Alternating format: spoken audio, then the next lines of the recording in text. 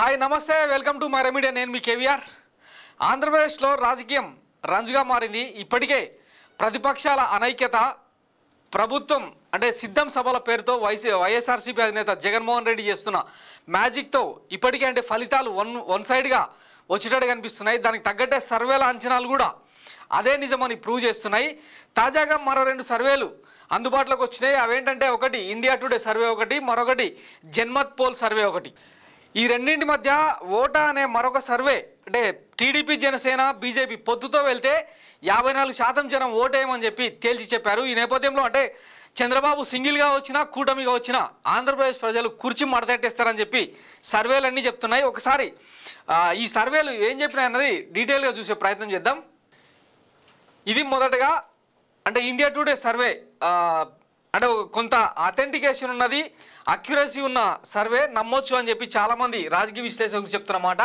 ఇది ఏం చేస్తుందంటే ఆంధ్రప్రదేశ్లో ప్రొజెక్టెడ్ సీట్ షేర్ 175/175 వైఎస్ఆర్సీపీ ఇప్పటికిప్పుడు ఎన్నికలు జరిగితే 127 సీట్లు వచ్చే అవకాశం ఉందని చెప్పి జనసేనకు 41 టీడీపీకి 41 జనసేనకు 7 సీట్లు అంటే టీడీపీ జనసేన కూటమికి మొత్తంగా 48 సీట్లు అంటే బిలో 50 సీట్ల లోపే వచ్చే అవకాశం ఉందని చెప్పి ఈ సర్వే అంచనా వేసిందనమాట దీనికి కారణాలు ఏంటి అంటే ఇప్పటికే జగన్ సిద్ధం సభల పేరుతో మొదట సింగివలసలో ఆ తర్వాత దెందులూరులో మొన్నటికి మొన్న రాప్తాడ్లో నిర్వహించిన సభ ఎంత పెద్ద సక్సెస్ అయిందో చూసినాం ఒక రకంగా అంటే పాజిటివ్ వేవ్ అనేది గ్రౌండ్ లెవెల్కి వెళ్ళిపోయింది జనం ఎవరినోటో చూసినా కూడా జగన్ సంక్షేమ పథకాలు ఆయన మీద వ్యతిరేకత పక్కకు పోయి అంటే గతంలో చంద్రబాబు జైలు నుంచి బయటకు వచ్చిన తర్వాత ఒక్కసారిగా చంద్రబాబు మీద వెల్లువెత్తిన సానుభూతి టీడీపీకి ఓటు బ్యాంక్గా మారే అవకాశం ఉందన్న అంచనాల నడుమ గత 10 రోజుల నుంచి చూస్తుంటే మొత్తంగా వైఎస్ఆర్సీపీకి పాజిటివ్గా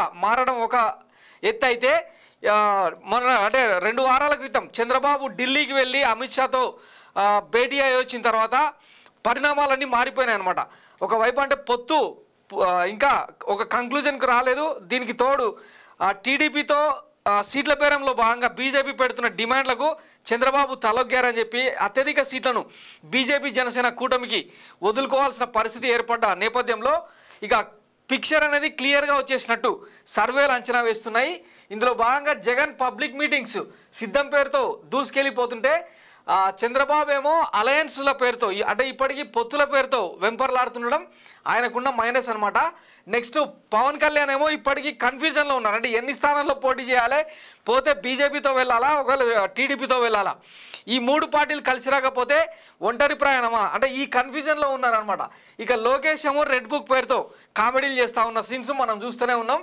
మొత్తానికి అంటే ఆంధ్రప్రదేశ్ విషయానికి వస్తే టోటల్గా అపోజిషన్ ఎంటైర్గా ఫెయిల్ అయిపోయింది అన్నది ఇక్కడ క్లియర్గా కనిపిస్తుంది అనమాట ప్రభుత్వ వ్యతిరేక ఓటు చీల్చకుండా టీడీపీ జనసేన కూటమికి పడేలాగానే పావులు కదుపుతామని పవన్ కళ్యాణ్ చంద్రబాబు లోకేష్ ఇట్లా పదే చెప్తున్నా కూడా ఇక ఇదేది వర్కౌట్ అయ్యే పరిస్థితి కనిపించట్లేదు అనమాట ఇక మరో సర్వే కనుక చూసినట్టయితే ఇది జన్మత్ పోల్ సర్వే లోక్సభ 2024 సార్వత్రిక ఎన్నికల కోణంలో చేసిన సర్వేలో భాగంగా ఇది పార్లమెంట్ ఎన్నికలను రిఫ్లెక్ట్ చేసేదన్నమాట మొత్తం 543 సీట్లకు వీళ్ళు సర్వే చేస్తే అందులో బీజేపీకి 325 నుంచి 328 వరకు రావచ్చు అని చెప్పి ఈ జన్మత్ పోల్ సర్వే చేస్తున్న అంచనా ఇందులో వైఎస్ఆర్సీపీకి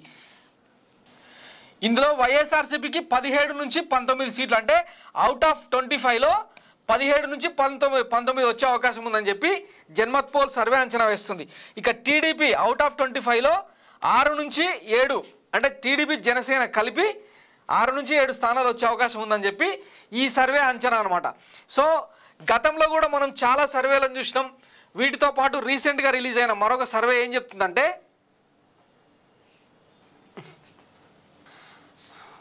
మరో సర్వే ఇదేంటంటే పొత్తుల మీద ప్రజల విముఖత ఓటా సర్వే ఫిబ్రవరి 19 అంటే 2 రోజుల క్రితం చేసిన సర్వే అనమాట టీడీపీ జనసేన బీజేపీ పొత్తు పెట్టుకుంటే ఓటేస్తారని వీళ్ళు కొంచెం డిఫరెంట్గా ప్లాన్ చేసిన సర్వే అయితే ఇందులో 43% వేస్తామని చెప్పి 54% వేయమని చెప్పి ఇంకొక 3% చెప్పలేము అంటే అన్డిసైడెడ్ ఓటర్స్ అంటారు కదా ఇంకొక 3% మాత్రం ఓటాకు వేస్తామని చెప్పినట్టు దీని సారాంశం అనమాట అంటే దీన్ని బట్టి మనం అంచనా వేస్తే కూటమిగా వస్తే 54% మంది జనాలు టీడీపీ కూటమికి ఓటేసే పరిస్థితి లేదన్నది క్లియర్ ఇంకొకటి ఎట్లా వచ్చినా సరే జనసేన బీజేపీ టీడీపీ కూటమిగా వచ్చినా ఓటేస్తామని చెప్పిన వాళ్ళు 43%.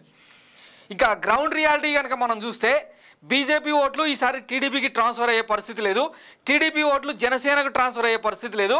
పవన్ కళ్యాణ్ను అవమానిస్తున్న తీరు, ఆయనను ట్రీట్ చేస్తున్న విధానం, అంటే అటు లోకేష్ కానీ చంద్రబాబు కానీ ట్రీట్ చేస్తున్న విధానం, ఆయనకు వేస్తున్న అంటే పెద్దపీట వేయకుండా అవమానిస్తున్న తీరు, ఇవన్నీ జనసేన కార్యకర్తల్లో జనసేన క్యాడర్లో తీవ్రమైన అసహనానికి దారితీస్తున్న నేపథ్యంలో ఈసారి జనసేన ఓట్లు ఎట్టి పరిస్థితుల్లో టీడీపీకి కన్వర్ట్ అయ్యే అవకాశం లేదన్నది గ్రౌండ్ రియాలిటీ అనమాట.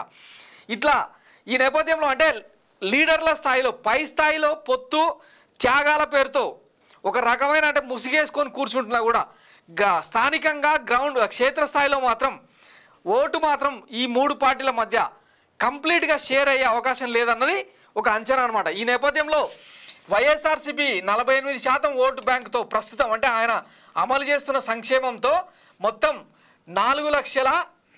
ఆంధ్రప్రదేశ్లో 4,08,00,000 ఓటర్లు ఉన్నట్టు మొన్ననే రీసెంట్గా మనం ఎన్నికల కమిషన్ విడుదల చేసిన రికార్డుల ప్రకారం తేలింది కదా. ఇందులో ఇంచుమించు 2.5 కోట్ల మందికి పైగా ప్రజలకు డైరెక్ట్గా ఇండైరెక్ట్గా ప్రభుత్వ సంక్షేమ పథకాలు అందినాయి.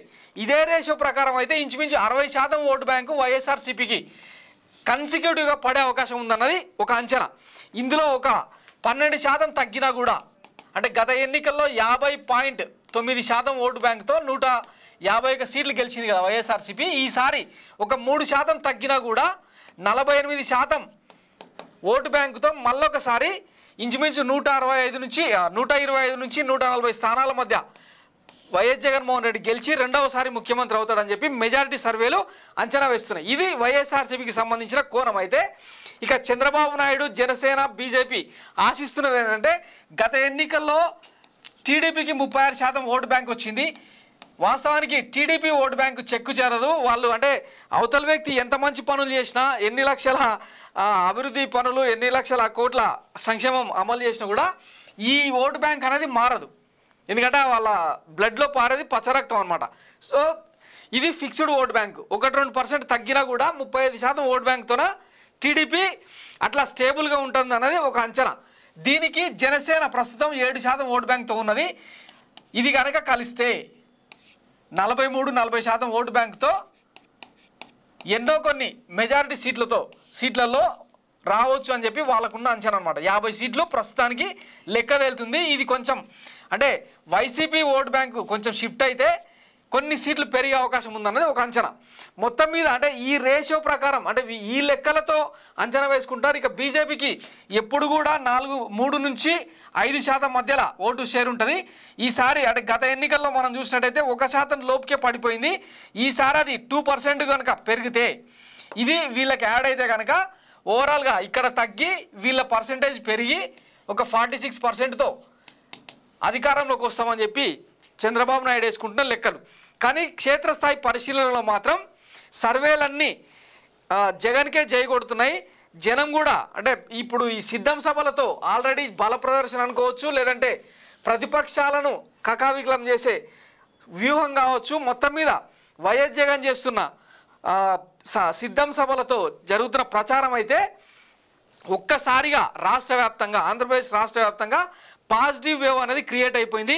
ఎవరు కూడా జగన్ ప్రభుత్వం మీద వ్యతిరేకత వ్యక్తం చేసే పరిస్థితి లేకుండా పోయింది కంప్లీట్గా. అంటే ఇది ఓటు పోలింగ్ డే నాటికి ఏమైనా సినారియో మారుతుందో చెప్పలేం, కానీ ఇప్పటికిప్పుడు ఉన్న పరిస్థితుల్లో అయితే మాత్రం ఖచ్చితంగా వైసీపీ ప్రభంజనమే మళ్ళొకసారి ఉండే అవకాశం ఉంది.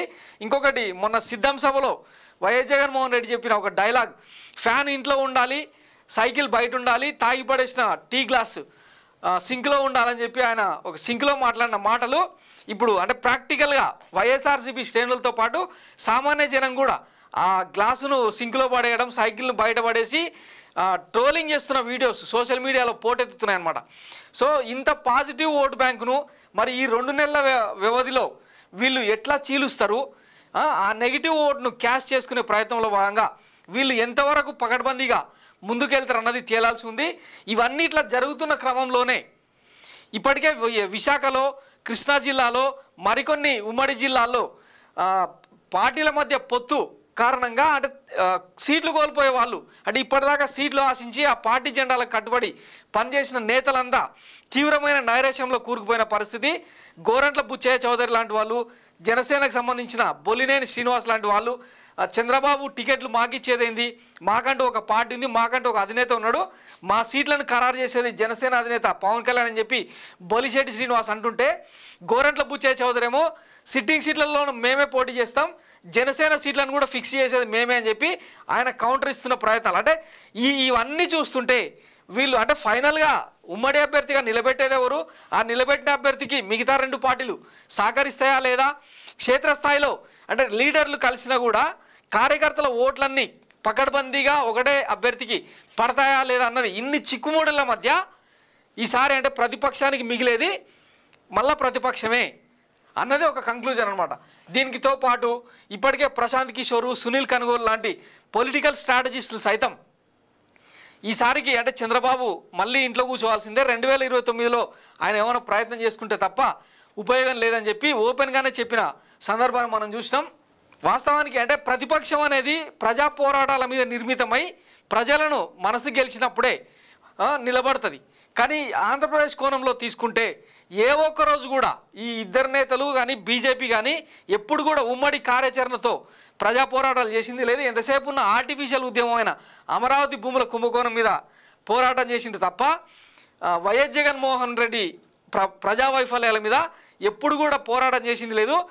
అంటే సరిగ్గా ఎన్నికలకు 6 నెలల ముందు వీళ్ళంతా జాకీలు పెట్టుకొని లేపుకొని వస్తే ప్రజలు ఓటేస్తారా అన్నది కూడా ఒక విశ్లేషణ అనమాట.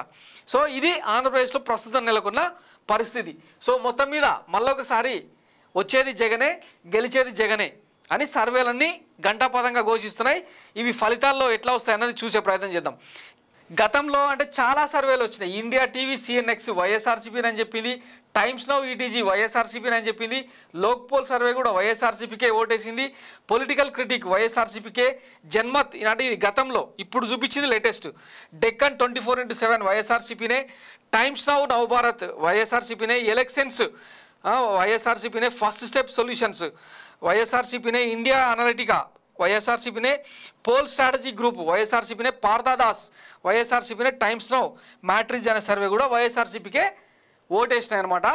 ఇక ఓన్లీ టీడీపీ అధికారంలోకి వస్తుందని చెప్పింది కేవలం సి ఓటర్ మాత్రమే.